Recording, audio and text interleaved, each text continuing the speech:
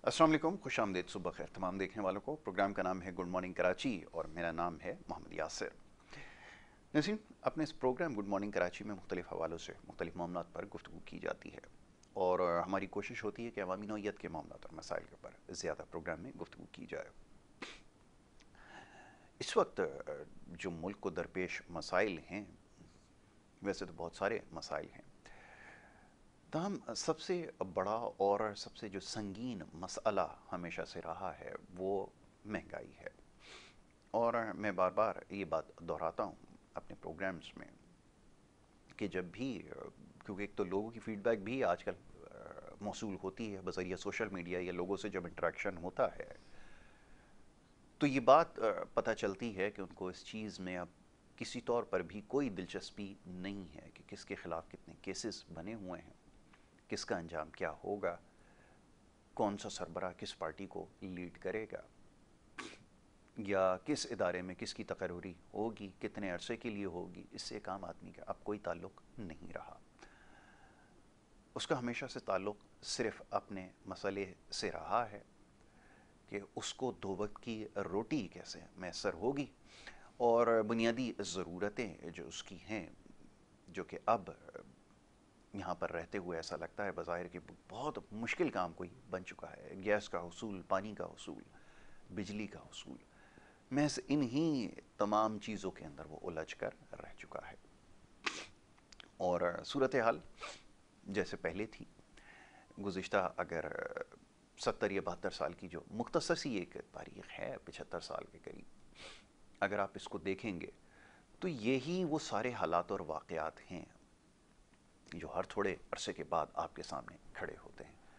यही सारा वो सिलसिला है जो पहले भी चलता रहा है और इस वक्त भी जारी है।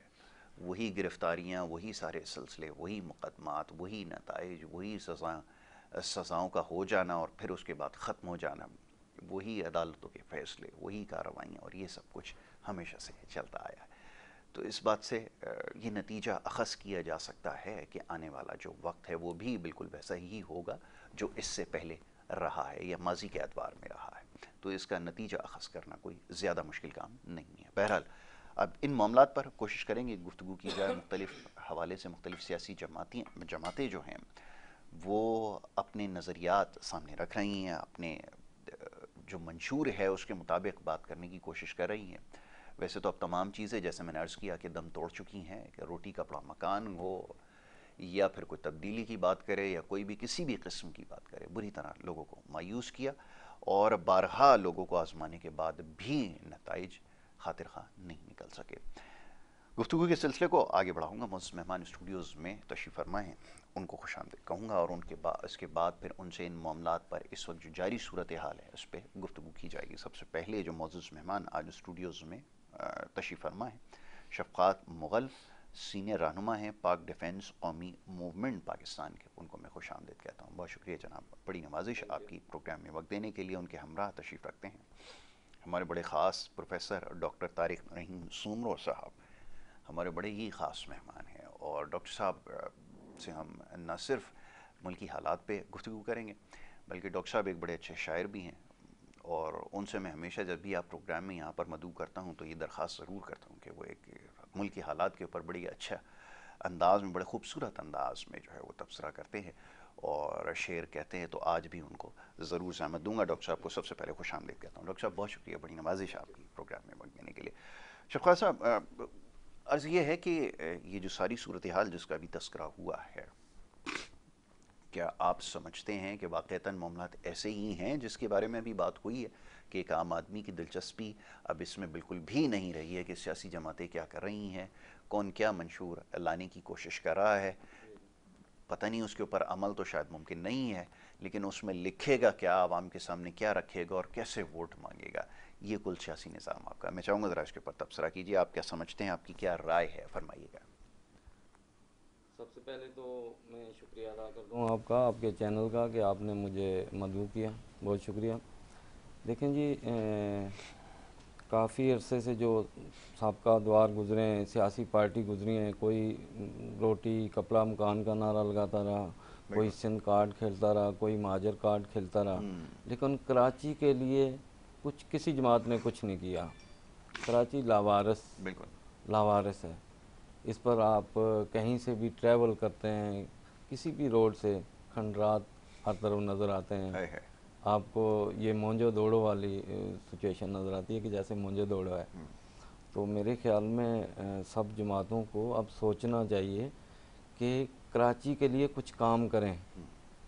कराची में महंगाई तो वैसे ही पिछले एतबार से बहुत ज़्यादा हो गई है महंगाई, और इसमें मैं यही समझता हूँ कि जो साबका हुकूमतें हैं उनका ज़्यादा अमल दखल है। और जैसे ये जो ख़ास करके ये 3.5-4 साल जिन साहब की हुकूमत जी रही है, इन्होंने तो इकानमी का बेड़ा गर्क कर दिया। बिल्कुल। और गरीब आदमी तो वैसे ही पहले ही बेबस था, कुछ नहीं था उसके बल्ले। और जगह इस दौर में ये जो सफ़ेद पोश लोग हैं वो बहुत ज़्यादा मुतासर हुए हैं इससे। और इंशाल्लाह हमारी पार्टी और कायद जो हमारे बानी डॉक्टर शबीर अहमद साहब की काविशों से इंशाल्लाह हम अपने पूरे पाकिस्तान से हम पार्टिसिपेट कर लें। और हमारा कुछ मंशूर में भी यही है कि हम गरीब लोग जो हैं, गरीब बस्तियां जो हैं, वहाँ पर हम फ्री एजुकेशन सिस्टम शुरू करेंगे। बहुत खूब। और फ्री एजुकेशन सिस्टम के साथ ही फ्री डिस्पेंसरी सिस्टम भी शुरू करेंगे ताकि लोगों को उनकी ज़रूरियात पूरी हो सकें। ठीक है। एजुकेशन फ्री होगी तो गरीब का बच्चा भी पढ़ सकेगा। यहाँ अब ये देखें दोहरा म्यार है यहाँ पर। यकीनन ऐसा ही है। अमीर के लिए कुछ है, गरीब के लिए कुछ है। हम चाहते हैं कि सबके लिए एक जैसा निसाब हो, ठीक है। गरीब का बच्चा भी वही पढ़े जो अमीर का बच्चा पढ़ रहा है, और सबकी ज़रूरतें पूरी हों। जैसे हम लॉन्च करेंगे फ्री डिस्पेंसरी, उसमें फ्री इलाज होगा और गरीबों को फ़ायदा पहुंचेगा। हम सबसे पहले कोशिश यही करेंगे कि गरीब जो कराची की गरीब बस्तियां हैं वहाँ पर हम जो है ये काम शुरू करें, ये प्रोजेक्ट शुरू करें ताकि लोगों को हम सहूलियात दे सकें। बिल्कुल ठीक है। ये इस वक्त की ज़रूरत है कि जो बुनियादी सहूलियात हैं वो लोगों को फराहम की जाए, जिसमें एजुकेशन का आपने तस्करा किया, ये तो सबसे ज़्यादा ज़रूरी है। बिल्कुल ठीक है। मैं भी इसके ऊपर मज़ीद गुफ्तगू करता हूँ। डॉक्टर साहब की तरफ आता हूँ। डॉक्टर साहब, सूरत हाल आपके सामने है। मेरे ख्याल में सियासी सूरत हाल के ऊपर गुफ्तगू करना ऐसा महसूस होता है कि शायद वक्त गया है। जैसा मैंने अभी अर्ज़ किया इब्तिदाइया में कि ये सूरत हाल वही है जो गुज़िश्ता अदवार में होता रहा, वही मामला सारे, वही सारी चीज़ें शक्लें बदल बदल के आपके सामने खड़ी हैं। अब सवाल ये पैदा होता है कि आखिर इसका हल है क्या? कहीं पे ये बात हो रही थी कि जी सदारती निज़ाम जो है वो लेकर आ जाएं तो मामला खुद ब खुद ठीक हो जाएंगे, या अगर किसी और निज़ाम की बात कर लीजिए वो भी ले आए। आपके ख्याल में क्या मसले का हल है? क्योंकि हमें ये महसूस होता है कि तजर्बा माजी में किया गया था, सदारती निज़ाम जब राइज था उस वक्त भी हमारी हालत तो ऐसी ही थी। तो अब हम क्या हासिल कर लेंगे? मैं चाहूँगा ज़रा डॉक्टर साहब इसके बारे में first of all thank you जनाब, आप बुलाते रहते हैं, अलहमदिल्ला अच्छी गुफ्तगू होती है। अच्छा, अब मैं ज़रा थोड़ा सा इस पर फिर माजी में जाऊँगा। प्लीज़। देखिए, अब अगर आप 50 साल पुरानी अखबार उठा लें कोई भी, उसमें यही होगा कि जी हमारे मसले महंगाई है, हमारा मसला ये है, हमारा मसला वो है। ये सारे मसले अभी हम, मतलब मैं 53 का हो गया हूँ, लेकिन बचपन से जो देखता है यही है, यही लिखा हुआ। और मुझे ये समझ में आ रहा है कि अगले 10, 15, 20 साल तक भी यही रहेगा। ये चेहरे बदलते जाएंगे, ये लोग बदलते जाएंगे। असल में हो क्या रहा है? हो क्या रहा है कि ये इनको एक फार्मूला आ गया है कि जी how to win the election. बिल्कुल ठीक। इलेक्शन पर ये बात करनी है हमने, दुखती रगे, हर कोई कहते हैं यार ये ठीक है, अच्छा बोल रहा है, अच्छा कर देगा। जो हमारी दो पार्टी का निज़ाम एक तरह से चल रहा था हमारा कि जी एक बारी आपकी एक मेरी, वो जब हमारी जो पीटीआई के आए इमरान साहब, तो उससे क्या हुआ कि वो ब्रेक हो गया, क्योंकि उन्होंने कहा यार ये इनको मौका दें, ये नए बंदे, और ये बातें भी वही कर रहे थे, कोई पुरानी बात तो नहीं थी। अच्छा, इन्होंने थोड़ी सी गलती ये कर दी कि उन्होंने अगर वाकई नियत होती काम करने की तो ये एनआरओ नहीं दूंगा वाला नारा ख़त्म करके कोई काम काम कर लेते। उन्होंने कुछ नहीं फोकस किया, सिर्फ मीडिया के ऊपर फोकस किया, सिर्फ सोशल मीडिया के ऊपर कि बस मैं इनके खिलाफ हूँ। ठीक है। ये उस पर 4 साल गुजार दिए। अच्छा, अब मैं अगले 20 साल भी यही देख रहा हूँ कि यही होने वाला है। क्योंकि देखिए हम कर क्या रहे हैं, हमारा प्रॉब्लम क्या है? प्रॉब्लम ये, फिर सॉल्यूशन पे मैं आता हूँ क्या हो सकती है। प्रॉब्लम ये है कि हम एक प्रॉब्लम्स को बताते हैं और उसके बेस पर वोट देते हैं। अब अगर वो प्रॉब्लम सॉल्व हो जाएंगे तो मुझे कुछ नए प्रॉब्लम आइडेंटिफाई करने पड़ेंगे अगले 5 साल के लिए, तो वो तो प्रॉब्लम सॉल्व एक भी नहीं हो रहा। बिल्कुल सही है। तो ये अच्छा इनकी तरबियत, इनका जो तरीका है उनका वही है पुराने स्टाइल से। अब अभी भी आप देखें वो 90s के 70s के बयानात लगते हैं। जी जी। तो इनके पास कोई और है भी नहीं कुछ समझने के लिए, इनके जहन भी उतना ही है जितना इनसे सलाहियत पुरानों भी का था, नहीं है, बिल्कुल सलाहियत आपने भी सही नहीं है कहा। उनका, उनकी कैपेबिलिटी बिल्कुल भी सही, नहीं है। बिल्कुल ठीक सही। है जी। अब हम आते हैं क्या होना चाहिए। देखिए मैं समझता हूँ कि अगर हम कहते हैं कतरा कतरा दरिया, जी जी। अगर एक एक चीज़ को भी हम ठीक करना शुरू कर दें, मतलब लेट्स एक हम दो बात कहूँगा, एक फाइनेंशियल भी कहूँगा और एक मैं सोशल भी कहूँगा। एक मेरा अपना नज़रिया है कि जी एक ट्रैफिक का निज़ाम है। अच्छा अब क्या हो रहा है कि यहाँ आप कराची की ट्रैफिक देख लें, जी कोई रूल नहीं है, अनवे का एहतराम नहीं है, लाइसेंस का एहतराम नहीं है। बिल्कुल। जो कि आपने अभी हाई कोर्ट की रिपोर्ट सुनी होगी कि जी 3 लाख लाइसेंस है और तकरीबन 21 लाख गाड़ियाँ हैं लाहौर जी में या जी। पंजाब में। तो ये हालत है कि भाई बाकी बाकी जो 18 लाख जो गाड़ियाँ वो बिगेड ड्राइविंग लाइसेंस के चल रही बिल्कुल हैं। सही।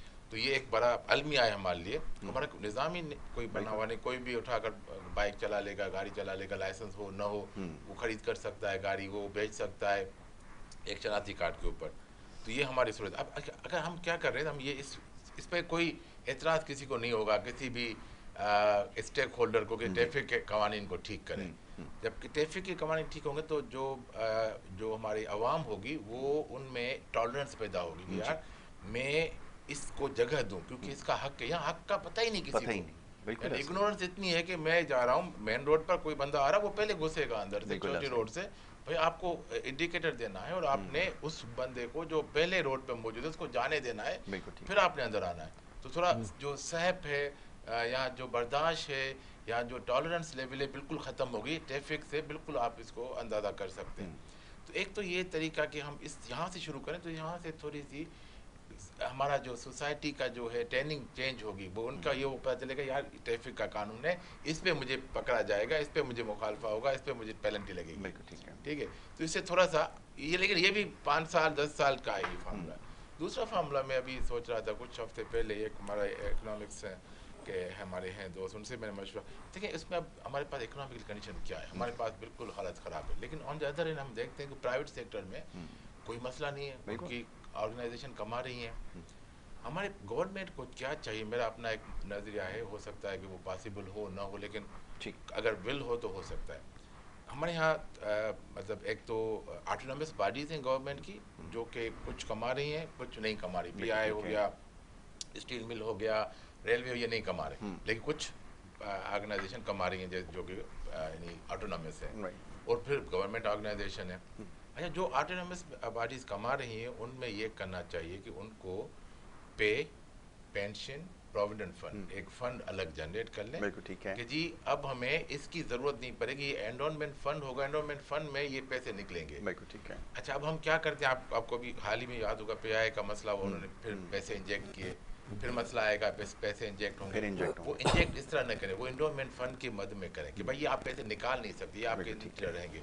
मैं एक सिंपल फार्मूला, गवर्नमेंट अपने बजट में 10% अपनी बजट का एंडोनमेंट फंड करते हैं कि भाई हमें कुछ नहीं, पे, पेंशन और प्रोविडेंट फंड, जो कि हालत ये है कि आपको बताऊं गवर्नमेंट यूनिवर्सिटीज़ में पेंशन के पैसे नहीं है, तनख्वाहों के पैसे नहीं है, क्योंकि वो सारे हेड्स जो हैं वो खा के यूज़ कर चुके हैं। तो ये अगर एंडोनमेंट फंड की तरफ हमारे आहिस्ता आहिस्ता डिपार्टमेंट जाएंगे और गवर्नमेंट जो है प्रोविंशियल एंड फेडरल जो पैसे देते हैं, आपको पता है कि बहुत सारा 40 to 45% अमाउंट जो है हमारा बजट का तो पे और पेंशन में चला जाता है। ऐसे उसको उन्होंने रखा ही नहीं। देखें पे और पेंशन क्या होती है, आप जब पे देते हैं तो पेंशन का अमाउंट आप डिडक्ट करते हैं, वो डिडक्ट करके वो भी खा जाते हैं। वो अगर डिडक्ट करते रखते जाते किसी अकाउंट में तो आज इतना अमाउंट हो जाता कि वो हम उन्हीं से निकाल के देते, लेकिन वो सब खा चुके हैं। तो अब ये इसमें अगर इस तरह का एंडोनमेंट फंड की तरफ जाएंगे जो कि नॉर्मल एक प्राइवेट ऑर्गेनाइजेशन कर रही होती है अपने आप को सस्टेन करने के लिए, क्योंकि सस्टेनेबिलिटी इज इशू, हम सस्टेन नहीं कर रहे। तो हम अगर 10% हर साल की अपनी बजट, और जाहिर बात है कोई होना तो कुछ नहीं, जो भी डेवलपमेंट होगी वो अगले 6 महीने में पहली बारिश में वो डेवलपमेंट खत्म हो जाएगी। ठीक है, हम 1 साल और बर्दाश्त कर लेंगे, वो 10% डेवलपमेंट भले कम कर दें और इस तरह चलें तो हमारे बहुत सारे मसले स्लोली हल होंगे। और ये स्लोली 5 to 10 ईयर हल होंगे, ऐसा नहीं होगा। मैं कह रहा हूँ ट्रैफिक और ये 2 चीज़ें कर लें हम, तो हम कुछ ना कुछ फिर अगर आगे चलेंगे तो फिर हम एग्रीकल्चर पे भी आ सकता हूँ मैं। मेरे को डॉक्टर साहब मसला तो यही है जिसका भी आपने तस्करा किया है कि ये जो प्लानिंग है ये पूरी दुनिया में सालों से राइज है, ये सारी चीज़ें जिसकी अभी आपने निशानदेही की है और चीज़ें सिस्टमेटिक बनाई गई हैं। जो गवर्नमेंट एंटिटीज़ भी हैं जो बड़े ममालिक के अंदर, वो बड़ी ज़बरदस्त उनकी परफॉर्मेंस है क्योंकि वहाँ चेक एंड बैलेंस है, वहाँ पे अकाउंटेबिलिटी है।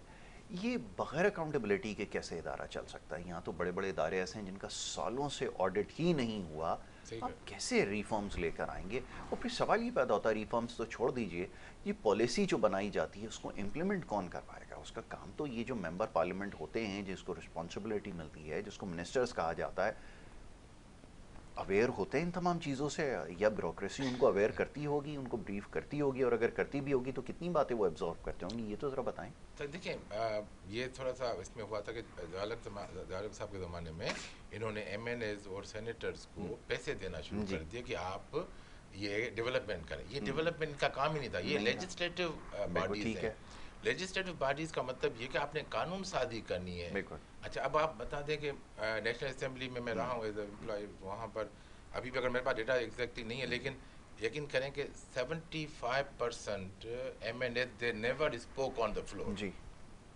उनको पता ही नहीं। अच्छा, जब कोई भी वोटिंग होती है, जब निकलते हैं, आपने मीडिया वाले देखते हैं जी आपने क्या इस बिल में क्या था, दे हैव नो अच्छा, वो आइडिया। बजट स्पीच में यहाँ पर अपोज कर रहे होते और हैं, जब पूछते हैं फाइनेंस बिल पेश किया जाता है, जब वो अप्रूवल मांग रहे होते हैं तो हाथ तो उठा देते हैं वो ये। एक पार्टी के निज़ाम के तहत चल रहे हैं, उनको क्या पता है कि आपने हाँ करनी है ना करनी है, कुछ पता नहीं। तो ये एमएलए आते हैं अपने एक अयाशी के लिए, अपने असर और रसूख रखने के लिए कि जो हम हैं, और उसी में होता क्या है कि जो पैसे उनको मिलते हैं वो फिर वो डेवलपमेंट चार्ज करवाते हैं अपने इलाकों में, और अपने इलाकों वालों के साथ वो मिलकर ये काम कर रहे होते हैं। तो एक निज़ाम असल में जिनको कानून साजी करनी थी वो कानून साजी नहीं कर रहे, बिल्कुल। उनको किसी और डगर पे लगा दिया, और कानून साजी ऐसे ऐसे कानून बन रहे हैं जिसमें सिर्फ और सिर्फ उनको अपना फ़ायदा। लास्ट नेशनल असेंबली का सेशन देख लें, तकरीबन 15 से 20 या कुछ 25 लोग कह रहे हैं कि 15 तो कम अज़ कम नई यूनिवर्सिटी के आपको मिल गए लाइसेंस, इजाज़त। अब ये वो बिक रहे हैं, वो आपके एमएनए नून लीग के ही कह रहे हैं कि जी वो बिक रहे हैं। तो अब जब हमारी कानून साजी हो रही है for the sake of a person, for the person, by the person by हो द रहा है, पर्सन। तो कैसे काम होगा? इनका काम था कानून साजी करके उस पर इम्प्लीमेंट कराना। इनको कानून के अलिफ बे का नहीं पता, बिल्कुल इनको ठीक है। कानून का पता ही नहीं कि कानून होना क्यों चाहिए, क्या ज़रूरत है, क्योंकि ये तो वीआईपीज़ हैं, हर जगह उनको वीआईपी प्रोटोकॉल मिलता है, उनके लिए यही है कि हमें यही प्रोटोकॉल चाहिए। एजेंडा की कॉपी मिलती है तो वो भी नहीं पढ़ना आता, बहुत बहुत सारे लोगों को जी तो बिल्कुल ये नहीं ऐसे पता ही। था उस एजेंडे में लिखा क्या है, किसके पर वो होगी। ठीक है डॉक्टर साहब, ब्रेक के लिए कहा जा रहा है, एक ब्रेक ले लेते हैं और ब्रेक से जब वापस आएंगे तो गुफ्तगू के सिलसिले को आगे बढ़ाएंगे। आप देखते रहिए प्रोग्राम गुड मॉर्निंग कराची।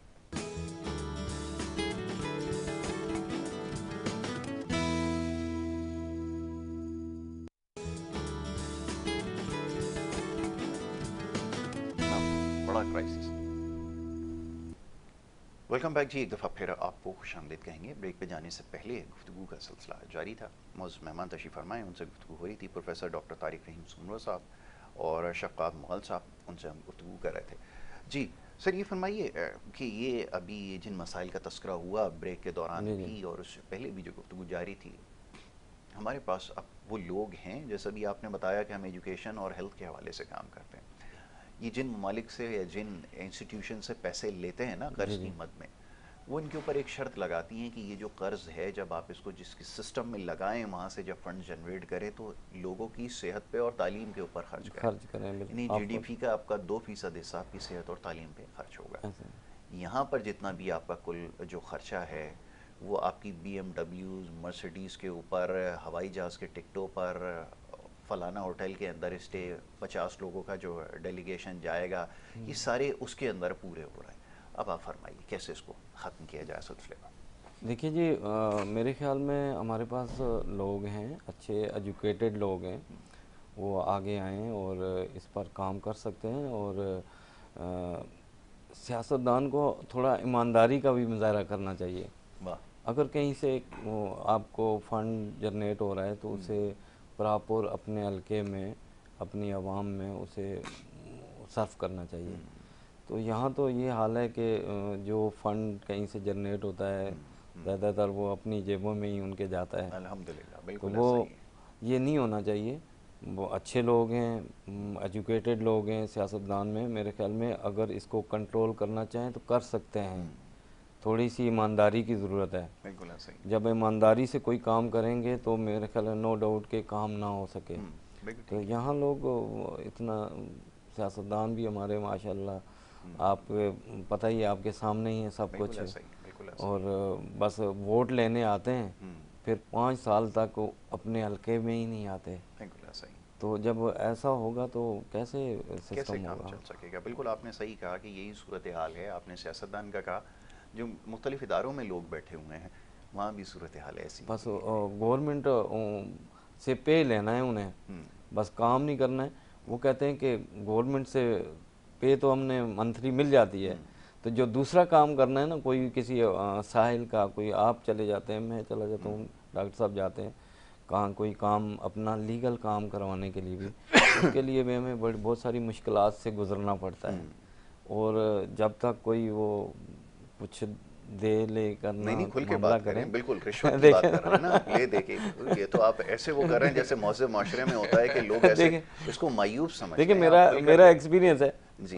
जब भी किसी गवर्नमेंट में अदारे में कोई काम करवाने जाएं, तो जब तक कोई मामला ना करें तो हमारा काम नहीं होता। बिल्कुल ऐसा तो ही है। ये तो ऐसा नहीं होना चाहिए। ढकी छुपी बात नहीं है। आपसे रिश्वत तलब की जाती है, आप खुलकर बात करें। हमारे यहाँ तो उसको और मायूब नहीं समझा जाता। सबको पता है कि बगैर रिश्वत के काम नहीं हो सकता है। लेने वाले हैं वो भी सर हिला रहे हैं इस वक्त कि हाँ बिल्कुल ऐसा ही है। जैसे और देने वाला तो बेचारा है ही मजबूर, वो तो कुछ कर ही वो नहीं तो सकता। मजबूरी है ना, देने वाला मजबूर है, उसने अपना काम करवाना है। बिल्कुल ठीक है। जब काम करवाना है तो वो कुछ देगा तो कुछ मामला तो हो बिल्कुल ऐसा जाएंगे। ही है। और मेरे ख्याल में ऐसे लोगों को थोड़ा सा सोचना चाहिए कि आप माशाल्लाह मुसलमान हैं और आपको बाकायदा काम की पे मिल रही है, तो आप नाजायज़ राय से चलें, आप वो ना तो इस्तेमाल फ़राइज़ वो करें। तो समझ में आएंगे तो बड़ी देर हो जाएगी उस वक्त तक। लेकिन जो अखलाकियात है पहले वही ही सीख जाएं, जी ये बड़ी दूर की बात है। अभी तो अखलाकियात से आ रही हैं। आप किसी भी जाएं, किसी कमिश्नर के दफ्तर के अंदर जी जी जाएं, किसी जगह जाएं, जो सलूक आपके साथ किया जाएगा आपको लग पता जाएगा उस बेचारे को। क्योंकि उसकी जो तरबियत है वो की ही इस तरह जाती है, उसको समझाया ही जाता है कि तुमसे बड़ा और कोई भी नहीं है, बाकी सारे लोग जो है वो तुम्हारे जो है वो राया है। रियाया हैं, तुम्हें उसको इसी तरह ट्रीट करना बिल्कुल। है। तो वो बेचारा एक अफसर जिसकी काबिलियत खुद बहुत मशकूक है, जब वो आपके पास आए, उसके पास इंग्लिश जाएंगे। अच्छी होती है। सर हाँ, अंग्रेजी इंग्लिश। तो कमाल है, अंग्रेजी तो हमारी भी है, हम बाहर पढ़े तो हाँ, वो है। लेकिन ये उसका है। फ़ायदा क्या हो फायदा रहा है फायदा फिर? हमें तो उसका कोई फ़ायदा नहीं है। जी। बिल्कुल ऐसा ही है, ऐसा ही है। आप किसी भी ऑफिस जाते हैं तो आपको पहले तो घंटों वेट करना पड़ जाता है कि साहब बिल्कुल ऐसा मीटिंग है, में, मीटिंग में साहब है साहब, बिल्कुल ऐसा ही है। बिज़ी हैं, जी। आप कल आ जाइए। हम्म, और इस तरह के टाइम होता है, बिल्कुल और ऐसा ही मेरा ख्याल है ऐसा नहीं होना चाहिए। ठीक है। डॉक्टर साहब, आप मसाइल की अभी जैसे बात कर रहे थे, वो तो बहुत सारे हैं। जैसे हमने कहा कि पूरी दुनिया में इस वक्त जो क्लाइमेट चेंज है एक बहुत बड़ा मसला है, क्योंकि उनके पास सोचने के लिए और बहुत सारी चीज़ें हैं। मेरा ख्याल ये है कि वो इस बारे में नहीं सोच रहा है कि गैस की लोड शेडिंग कितने बजे शुरू होगी, कितने बजे ख़त्म होगी, पानी आएगा नहीं आएगा। टूटी हुई सड़क तो मेरे ख्याल में कभी सोचा भी नहीं होगा, ना कभी उन्होंने टूटी सड़क देखी होगी। और ये मसाइल नहीं है, लेकिन इस वक्त जो पूरी दुनिया को सबसे बड़ा मसला है और हमारे मुल्क को भी है, हमें तो शायद इसका इदराक 50 साल बाद भी नहीं होगा कि जो क्लाइमेट चेंज हो रहा है इसकी वजह से कितना कुछ हमें खोना पड़ेगा आने वाले वक्तों में। हम तो यहाँ बात कर रहे हैं पीने के साफ़ पानी की। आज भी 75 साल गुजर जाएं तो पीने का साफ़ पानी मैसर नहीं है। इससे ज़्यादा और मैं क्या कहूँ, ज़रा आप जी, फरमाइए। इसमें थोड़ा सा वही आपकी बात के जो वेस्टर्न कंट्रीज, उन्होंने देखे यूनाइटेड नेशन ने 17 सस्टेनेबल डेवलपमेंट गोल्स जी तजवीज़ किए, बिल्कुल ऐसा सबने साइन किया जी हम इस पर काम करेंगे। अच्छा, वो उनकी डेट तो थी, अब उन्होंने अभी क्योंकि हालात ऐसे हैं कि कोई भी अचीव नहीं कर पा रहा, तो उन्होंने 2030 तक अभी कर दिया, लेटेस्ट जो न्यूज़ है जी लास्ट मंथ की। अच्छा, अब 30 तक हमने ये गोल्स अचीव करने हैं। अच्छा, अब मसला ये कि हमारे यहाँ पाकिस्तानी निज़ाम, यहाँ हमारा जो यानी एशियन निज़ाम यही है कि फ़ाइल का पेट भरना है। बिल्कुल ऐसा ही। तो आप देख रहे होंगे कि बहुत सारे लोग हमारे जो कंट्रीज़ हैं आसपास की, हम भी और बहुत सारे इंस्टीट्यूट अपनी रिपोर्टें दे रहे हो हम क्या कर रहे हैं। बिल्कुल अच्छा, ये सिर्फ किताबी बातें हैं, जी, मतलब बिल्कुल सही। ऑन द ग्राउंड मेरे ख्याल में 1% भी नहीं हो रहा। हाँ, किताबों में रिसर्च हो गई, ये हो गया, अमल तो कुछ भी नहीं है। बिल्कुल ठीक है। तो ये एक तो हम वेस्टर्न कंट्रीज़ को देखते हैं, उन्होंने हमें गोल दे दिए, हम गोल्स के ऊपर हम काम करना है हमें। उन्होंने रियलाइज़ किया कि इन जो अंडर डेवलप्ड कंट्रीज हैं इनका ये टारगेट अचीव नहीं हो सकेगा, उन्होंने उसको दे दिया 2030 तक, उसके बाद भी मेरे ख्याल में और बढ़ा देंगे। अब हमारा क्या रोल है? देखिए हम सस्टेनेबिलिटी का जिक्र मैंने, हमें हर चीज़ में सस्टेनेबल तो होना ही चाहिए। अगर आपका चैनल सस्टेनेबल नहीं है तो वो अगले महीने नहीं चल सकता। बिल्कुल सही। ठीक है, ठीक है, 5 साल आपने उसको इन्वेस्टमेंट की, उसको रनिंग कॉस्ट पे मैच करके, लेकिन 5 साल के बाद क्या होगा? सस्टेनेबिलिटी ज़रूरी है। देखिए आप लाइट है, बिजली के बिल हैं, अब घरों में लोग सोलर पे जा रहे हैं, मजबूरी है क्योंकि लाइट तो होती नहीं है, आती है जाती है, तो अब उन्होंने कहा कि हमें तो चाहिए लाइट। अब अभी मैंने आज ही कल परसों एक एड देख रहा था कि वो कह रहे हैं कि जी आपका हम रिहायशी कॉलोनी सोसाइटी बना रहे हैं जिसमें बिजली फ्री होगी। उन्होंने कहा अब क्योंकि पता है कि बिजली मिलना ही महाल हो गया है, तो उन्होंने कहा पहले ही हम अपना सोलर का सिस्टम रखेंगे और वो सारी बिजली वहाँ जनरेट होगी। तो सस्टेनेबिलिटी की तरफ हमें जाना चाहिए। अब हम हमारे वही फिर मसला है कि मेरा जो मौक़िफ़ है कि हम देखें, एक बड़ा प्रॉब्लम होता नहीं तो उसका तरीका, मैं आपको एक छोटी सी एग्जांपल कि मेरे पास 100 बच्चे थे, मैंने देखा यार 100 बच्चों की कापियाँ कैसे चेक करूँगा, फिर मैंने कहा यार छोड़ो कुछ नहीं, इसको मैंने कर दिया 20 के 5 सेट बना। 20 मैंने कहा 1-2 घंटे में देखता हूँ, उनको देखा ऑफिस में बैठे बैठे सुबह के टाइम में देख लिया, 20 को मैंने शाम को देख लिया, 20 घर लेके गया, घर ले गया, घर पे कर ली, ये 60 एक दिन में हो गई। फिर इसी तरह 20 करके मैंने पूरी कर दी। तो ये एक टेक्निकल मसला है कि if the problem is complex, divide the problem into pieces. बिल्कुल ठीक है। और फिर एक एक पीस के ऊपर काम करें। बहुत अच्छी बात। हमारा प्रॉब्लम ये कि हमारे जो भी हुक्मरान है, जो भी सियासतदान है, वो सारे प्रॉब्लम बताते हैं। यार मैं कहता हूँ, सिर्फ मैं कहता हूँ आप मैनिफेस्टो दें 5 साल का, 5 छोटे प्रॉब्लम और 5 प्रॉब्लम, बाकी कुछ ना करें, हमें कुछ चाहिए भी नहीं आपका। बहुत अच्छी बात। 5 प्रॉब्लम आप हमारे सॉल्व एड्रेस करें उसको, बस 5 साल। क्या हम हमारी कैपेबिलिटी इतनी भी नहीं है कि हम बेगर्स यहाँ से निकाल लें? सही। हर अच्छा वो उनकी मैं रिपोर्ट पढ़ा तो हैरान हो गया, इतने पैसे जनरेट कर रहे हैं बेगर, जिससे हमारे बहुत सारे मसले हल हो सकते हैं। मैं आपको अपने ही चैनल का बताऊं, हमारी एक एंकर हैं, वो ये सड़कों पे जाकर लोगों के साथ प्रोग्राम करना, बड़े अच्छे सोशल प्रोग्राम्स करती हैं।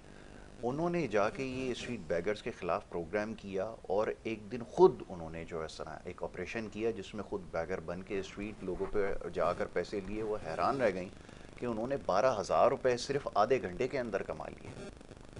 आप सोचें कि ये इस तरह से पैसे बन रहे हैं। मैं कहता हूँ सिर्फ छोटी छोटी प्रॉब्लम, हमें बड़ी प्रॉब्लम ज़रूरत है, क्योंकि ना नौकरियाँ मिलेंगी, गवर्नमेंट देगी, ना डेवलपमेंट होगी, पैसे ही नहीं है। बिल्कुल ऐसा। ठीक है, अब आप देख लें जो भी हमारे इस वक्त बैठे हुए केयर टेकर, किसी का पैसे हैं नहीं, बस वो अपना गुजारा कर रहे हैं। दूसरा ये देखें, 2 तरीके होते हैं। मैं एक घर में मेरी तनख्वाह है, आपकी तनख्वाह है, हम क्या करेंगे जी, 2 तरीके हैं। हमारे प्रॉब्लम बढ़ रहे हैं तो हम या तो अपनी आमदनी बढ़ाएंगे या फिर हम अपने खर्चे कम करें। बिल्कुल ठीक है। तीसरा ऑप्शन मुझे समझ नहीं आ रहा। बहुत अच्छी बात। ठीक है, तो पाकिस्तान में हो क्या रहा है कि जो हम जो भी हुक्मरान आते हैं उन वो समझते हैं कि ये हमारा प्रिविलेज है जी। ठीक है, और कानून में लिखा है कि भाई आपको 2000 लीटर पेट्रोल मिलेगा। अगर 2000 से अगर आपने 1000 खर्चा कर लिया, 1200 खर्चा कर लिया, 800 बचा कर रख दिया, तो इसमें कोई गुनाह तो नहीं होगा। नहीं, पूरा खर्चा करना है। मेरा प्रिविलेज है कि मुझे जो है 4 टिकटें मिलेंगी तो मैंने 4 पूरी करनी है, भले जाना हो न जाना हो, ज़रूरत हो न हो, तो मैंने 4 टिकटें पूरी करनी है। तो जब तक हमारी सोच, अप्रोच जो है, जो माइंड सेट है, माइंड सेट बहुत मुश्किल से चेंज होता है। माइंड सेट चेंज होता है education, real education and real training से। न हमारे पास ट्रेनिंग है, न हमारे पास एजुकेशन है। एजुकेशन सिर्फ ये है कि भाई पेपर दे दें, ये डिग्री हो गई, कैप पहन ली, ग्रेजुएट हो गए, उसकी क्या वर्थ है, उस पर आपको क्या चाहिए था, क्या नॉलेज था, कुछ पता नहीं। कुछ नहीं पता। हम क्योंकि पढ़ते हैं, रटा लगाते हैं, हम इस तरह पढ़ के अपना पेपर पास कर लेते हैं। हमारे उस्ताद भी माशाल्लाह, मैं खुद उस्ताद हूँ, कहते यार ये सही जवाब आ गया। वो सवाल इस तरह पूछते ही नहीं कि उसकी नॉलेज जज हो, वो पूछते हैं कि उसकी मेमोराइजेशन जज हो। और सदियों से चला आ रहा है। तो स्कूलों में, कॉलेजों में, यूनिवर्सिटीज़ में यही चला रहा है। हमें बड़ी कोशिश कर रहे हैं कि हम इसको थोड़ा चेंज करें, लेकिन वो चेंज अगर थोड़ी बहुत होती है तो फिर रेजिस्टेंस ज़्यादा आ जाती है। स्टूडेंट कहेगा कि मैं इसमें मैं क्यों आऊँ, मैं किसी और जगह जाऊँ। बिल्कुल ऐसा ही। तो पूरा एक निज़ाम, अब देखिए ये पूरा स्टेक होल्डर, मैं कहता हूँ अभी जो हुकूमत आए 5 साल के 5 छोटे से टारगेट दे दें हमें, वो छोटे टारगेट आप अचीव करें। बिल्कुल ठीक है। और हम आपको अगले 5 साल दे दें, फिर अगले वो ऐसा नहीं अचीव, वो सस्टेनेबल अचीव हो कि वो आगे के लिए भी। सस्टेनेबिलिटी कैसे आएगी, क्योंकि प्रॉब्लम तो सब हर किसी ने सॉल्व की है भाई। अगर किसी को यहाँ पर अपना रनिंग जो हमारी जो एक्सपेंडिचर है उसको कंट्रोल करना था, उसने बाहर से पैसे लिए और उसकी अदायगी कर दी, लेकिन फिर वो जो डेट रीपेमेंट हुई, जो इंटरेस्ट पेमेंट हुई, उसमें मुल्क का बेड़ा गर्क हुआ। आप देखें कि पूरी दुनिया में ऐसा कहीं पे भी नहीं है कि बिजली के बिलों से लोगों से पैसे ज़बरदस्ती निकलवा कर। मज़े की बात है, आप किसी फोरम पे जा नहीं सकते कि आप जाकर उससे सवाल करें कि ये जो इनजस्टिस है कि ये अपनी मर्जी से जब भी चाहें जो प्राइसेस को बढ़ाएं, लोगों से पैसा समेटें और चलते बने, और सारे इदारे उसके ऊपर खामोश बैठे हुए तमाशा देख रहे हैं क्योंकि सब पर्क्स और प्रिविलेजेस जितनी एंजॉय बिजली कर बनी रहे नहीं उनसे उससे ज़्यादा ज्यादा पैसे ले रही ज़्यादा है। पैसे ले रहे हद है नहीं। इतनी अब यहाँ बिजली कोई बोल नहीं रहा। देखिए असल प्रॉब्लम वही है कि मैं आ गया हूँ, अब मुझे पता है कि मुझे 5 साल गुजारने हैं। अब मैं कैसे गुजारूँ? तो मैंने कहा चलो कर्जा ले लेता हूँ। कर्जा ले लिया मैंने, अपना गुजार, और मुझे पता है कि 5 साल बाद ये मेरा तो घर है नहीं, बिल्कुल सही मैं बात है। टेम्पररी आया हूँ, कोई और आएगा वो उतारेगा। बिल्कुल ठीक है। अभी मतलब मुझे बड़ा दुख इस वजह कि जो पीछे सारी चीज़ें चल रही, तो इमरान साहब आए, उन्होंने कहा कि जी मैं कर्जे नहीं लूँगा, ये उन्होंने जितने कर्जे लिए, जितने सबसे ज़्यादा कर्जे सबसे ले ज़्यादा लिए, कर्जे और उन्होंने वो कर्जे लिए। कौन उतारेगा? अब अगली आने हुकूमत वाली उतारेगी। हुकूमत उतारेगी। तो ये चीज़ें हैं। अच्छा, अगर थोड़ा सा वही खर्चा अपना कम कर लें और दूसरे ज़राए पैदा करें, उन दूसरे ज़राए जो हैं एग्जिस्टिंग बाय हमारी एग्रीकल्चर, उसको जो है हेल्प करें, प्रमोट उसको करें। सपोर्ट करें, प्रमोट करें। दूसरी चीज़ें हो सकती हैं, आपके जो लेबर फोर्स बाहर जा रही है वो उसको ट्रेन करके बाहर भेजें, तो और भी इफेक्टिव होगी, ज़्यादा जाएगी। बिल्कुल हर सही है। जगह पर एवेन्यूज़ है हमारे पास, बिल्कुल ठीक है। लेकिन हम वो एवेन्यूज़ यूज़ नहीं करते। हमारे पास ये है कि हमें अपना वक्त गुजारना है, झूठे प्रोमिस करने, झूठे आश्रय देने, झूठी जो है आसें बताने कि ये हम हो जाएगा वो हो जाएगा, उसके बाद एट द एंड कुछ नहीं होगा। अल्लाह अल्लाह खैर सलाह, अल्लाह अल्लाह खैर फिर सलाह। नई हुकूमत आएगी नए नए वादों के साथ। ठीक है डॉक्टर साहब, मैं आपसे क्योंकि इख्तितामी लम्हात हैं, मैं उस तरफ आ रहा हूँ, आप तैयारी कर लीजिए, मैं ज़रा मोस्ट मेहमान शफात साहब से जो इस बारे में बात करूँ। इंतखाबात के हवाले से क्या सोच रखा है? पार्टी तो मुनज़्ज़म होती जा रही है माशाल्लाह, काफ़ी सारे लोग मेरे अल्हम्दुलिल्लाह। पास आ रहे हैं, माफ़ कीजिए, तो क्या इरादा रखते हैं, क्या मुस्तक़बिल देख रहे हैं इसका? जी मैं अपनी पार्टी का फ्यूचर बहुत ब्राइट देख रहा हूँ। अच्छी बात। अल्हम्दुलिल्लाह हम पूरे पाकिस्तान से पार्टिसिपेट करने जा रहे हैं और हर हल्के से हम लड़ेंगे। अच्छा, बड़ी बात है, बड़े अच्छे अच्छे लोग, डॉक्टर साहब जैसे खुद हैं, डॉक्टर शब्बीर बड़े ज़बरदस्त आदमी हैं, जी। उनके साथ हमारे प्रोग्राम्स रहते हैं, बहुत अच्छी गुफ्तगू करते हैं और मामलात को समझते हैं, जी, और सबसे बड़ी बात ये है कि कंसेंसस के साथ काम करने का इरादा रखते हैं, ये बड़ी अच्छी बात है। तो बिल्कुल लोग आ ऐसे रहे ही हैं और ऐसे इसी ही तरह के बहुत सारे लोग जुड़ रहे हैं हमारे साथ। नई पार्टी है असल में, दूसरी पार्टियां जो प्रीवियस से हैं गुजरी हैं उनसे लोग मायूस हो चुके हैं। बहुत ज़्यादा मायूस हो लोग चाहते हैं कोई मुहिब वतन, कोई सिंसियर लोग आ पाकिस्तान की जाएं बात करें कोई। और पाकिस्तान की बात करें, इस्लाम की बात करें। हाँ। और हम डॉक्टर साहब का विज़न माशाल्लाह बहुत ज़बरदस्त है कि वो चाहते हैं कि अच्छे ग्रेजुएट पढ़े लिखे एजुकेटेड लोग हमारे पास आएँ, हम उन्हें असम्बलियों में पहुंचाएं और वो इस्लाम और पाकिस्तान की बात करें। सबसे ज़्यादा और जो डॉक्टर साहब ने बताया कि जो पहले लोग फंड जनरेट करते हैं और फिर अपनी जेबें भरते हैं, हम ऐसा नहीं होने देंगे। हम इंशाल्लाह एक चेक एंड बैलेंस होगा और प्रॉपर तरीके से हम काम करेंगे। और सबको, नई पार्टी है तो ज़ाहिर है नए लोग होंगे, नए चेहरे होंगे, हम कोशिश करेंगे इस निज़ाम को चेंज करने की, बहुत अच्छी बात है, क्योंकि यही ये जो कोशिश होनी चाहिए। पार्लिमानी निज़ाम है ना, ये फेल हो चुका है। फेल हो चुका है। यहाँ इस्लामी सदारती निज़ाम होना वाह, चाहिए बिल्कुल ठीक है। और इंशाल्लाह एक वक्त आएगा कि वो हो जाएगा। ज़रूरी वक्त आएगा, जो मुखलिस और ईमानदार लोग हैं वो अपनी जगह इंशाल्लाह एक वक्त आएगा ज़रूर बनाएंगे। जी डॉक्टर साहब, तखल्लुस देहाती के साथ बड़ा कमाल तखल्लुस है। हमारे यहाँ लोग कहते हैं डॉक्टर साहब ने तखल्लुस अपना देहाती जो असल में हमारा गांव का नाम देहात है, तो इस अच्छा, वजह से बिल्कुल देहाती। ठीक है, बिल्कुल अच्छा, ये जो डेडिकेट मैं आपके नाम जी, से थैंक यू करता हूं कि जी, डॉक्टर, प्लीज़। क्योंकि आप बोलते रहते हैं, लेकिन मैं आपको एक नसीहत कर रहा हूँ कि चुप ज़रूर कर जा, चुप कर जा। लब सिले हुए, हाय हाय हाय। चुप कर जा, लब सिले हुए हैं, लोग यहाँ पर मिले हुए हैं। मिले हुए हैं, बहुत खूब। हक की बात न करना पगले, हक की बात न करना पगले, अहले हक सब बिके हुए बिके हैं। हुए हैं, चुप कर जा, लब सिले हुए सिले हैं। दीवारों के कान सुने थे, जी, दीवारों के कान कान सुने थे, रास्ते आंखें बने हुए हैं। वाह, चुप कर जा, लब सिले हुए हैं। बहुत खूब। फलस्तीन के उसके जी, ऊपर जी, मुस्लिम को मुस्लिम कहने पर मुस्लिम सारे डरे हुए हैं। सारे डरे हुए। चुप कर जा, लब सिले सिले हुए हैं, लोग यहाँ पर मिले हुए हैं। पाकिस्तान की सूरत हाल ये कि गरीब का मरना यहाँ है सस्ता, गरीब का मरना यहाँ है सस्ता, अमीर परदेश में छुपे हुए हैं। वाजिब। चुप कर जा, लब सिले हुए हैं। गुर्बत यहाँ पर बड़ा जुर्म है, गुर्बत यहाँ पर बड़ा जुर्म है। मुजरिम दूध के धुले हुए हैं। वाह वाह वाह। चुप कर जा, लब सिले सिले हुए हैं। आखिर में उम्मीद ही कर सकते हैं कि गम न करे दिल देहाती, वाह, गम न कर ए दिल देहाती, उम्मीद से दामन भरे हुए हैं। भरे हुए हैं। चुप कर जा, लब सिले हुए हैं, लोग यहाँ पर मिले हुए हैं। वाह वाह वाह। डॉक्टर साहब बहुत खूब। और ज़्यादा बेहतर अक्कासी इस वक्त हालात की नहीं हो सकती। और कोशिश करेंगे इसके ऊपर गुफ्तगू की जाए आगे। वक्त मेरे पास डॉक्टर साहब ख़त्म हो गया, सवालात इतने सारे हैं कि जहन में आते हैं।